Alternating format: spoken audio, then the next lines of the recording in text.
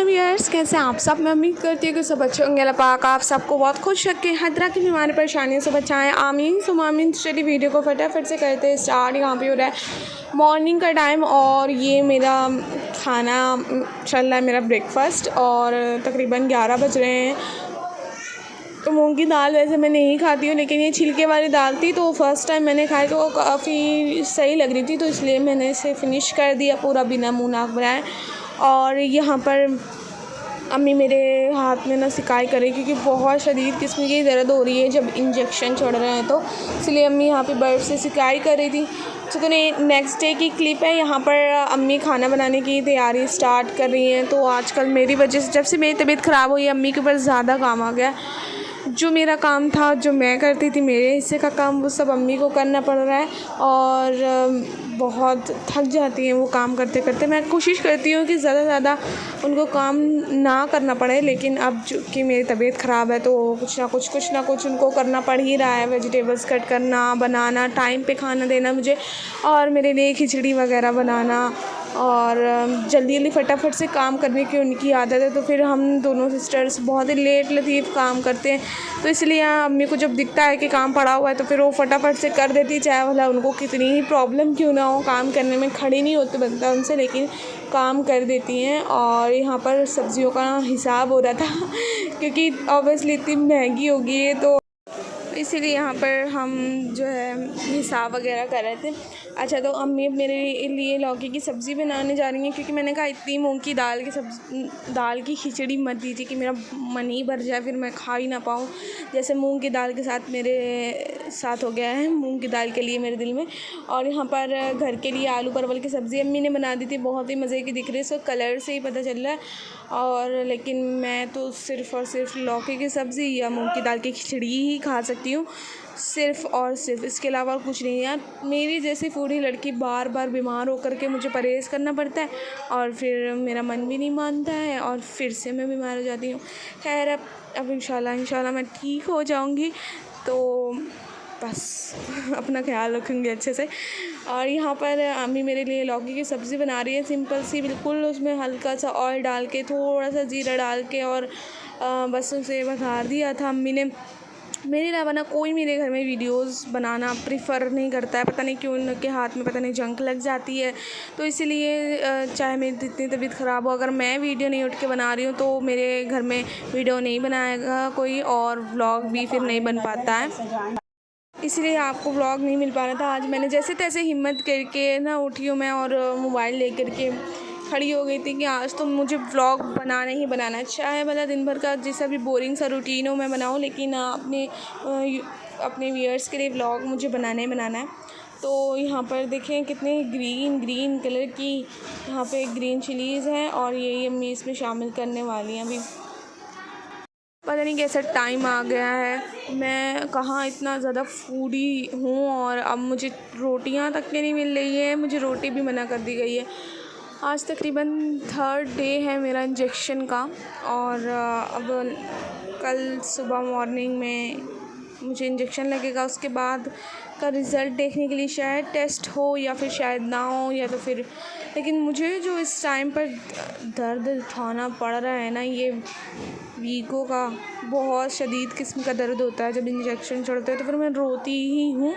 और मतलब मैं जितना भी सब्र कर लूँ इस चीज़ पे, मतलब कि ना रोऊँ, चढ़ रहा है चढ़ जाए, लेकिन फिर भी इतना ज़्यादा दर्द होता है ना कि मेरे आंसू निकल ही आते हैं। फिर अम्मी देख के परेशान हो जाती हैं, और फिर मुझे अच्छा नहीं लगता है। फिर पर जैसे ही इंजेक्शन चढ़ जाता है नॉर्मल हो जाती हूँ। बस फिर आप लोग बस मेरे लिए दुआ करें, क्योंकि मैं जितना परेशान हूँ अम्मी भी उतना ही परेशान है, और वो बहुत ज़्यादा दुखी हैं। हालांकि वो मुझे नहीं दिखा रही हैं, लेकिन वो बहुत ज़्यादा दुखी, बहुत केयर कर रही हैं इस टाइम पे मेरी।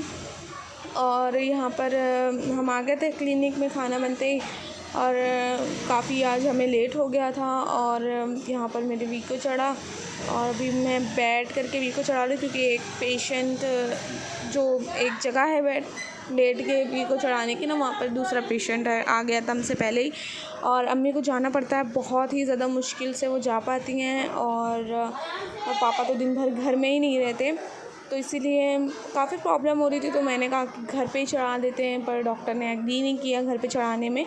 और यहाँ पर देखें बारिश का मौसम हो रहा है, लेकिन हल्की फुल्की बारिश हो रही है, लेकिन हवा नहीं चल रही है उतनी। मुझे लग ही नहीं रहा है, पिछले साल इतनी अच्छी बारिश हो रही थी ना, मैं जब अपनी क्लासेस के लिए जाती थी ना, इतनी शदीद बारिश होती थी कि पानी भर जाता था और मुझे तब घर आना पड़ता था भरे हुए पानी में, और जैसे तैसे मैं आ जाती थी। और अब देखें बारिश ही नहीं हो रही है, जुलाई भी निकलने वाली है तकरीबन। यहाँ पे मैं सोने का टाइम हो गया था, तो मैं सोने जा रही थी और सो करके उठी मैं 4.5 घंटे में सो गई थी, ताकि मैं ना ज़्यादा ये पेन फील ना कर पाऊँ जो हाथ में वीको लगा, इसलिए मैं ज़्यादा से ज़्यादा सो रही हूँ।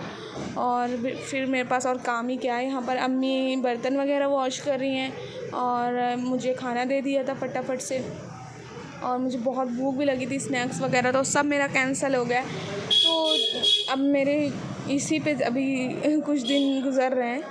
तो यहाँ पर अम्मी ने चावल भी चढ़ा दिए थे और अब रोटी बनाने जा रही हैं सिस्टर। छोटी सिस्टर ने आटा गूँथ के रख दिया था और बहुत ज़्यादा उनके ऊपर काम आ गया है। जब मेरी तबीयत ठीक होती है तो फिर मैं कोशिश करती हूँ कि अम्मी बिल्कुल भी किचन में ना जाए, कुछ ना कुछ करने के लिए जो उनके हाथ चलते रहते हैं वो भी मैं मना कर देती हूँ, लेकिन नहीं, अब जब मेरी तबीयत ख़राब है तो उनको लाजिम करना ही करना पड़ रहा है, क्योंकि छोटी सिस्टर इतना काम अभी नहीं कर पाती है।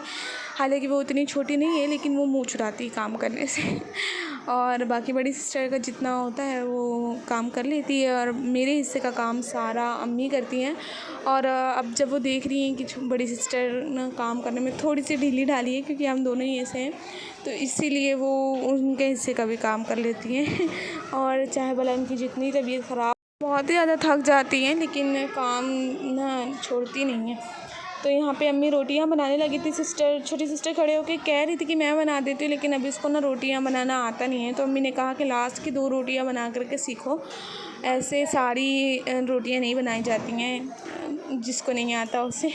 और फिर यहाँ पर छोटी सिस्टर झाड़ू लगाने लगी थी, क्योंकि अभी शाम का टाइम हो रहा है, शाम के टाइम भी थोड़ा बहुत मैस हो जाता है, तो फिर अच्छे से क्लीन वगैरह कर दिया था। यहाँ पर अम्मी ईशा की नमाज़ पढ़ रही हैं।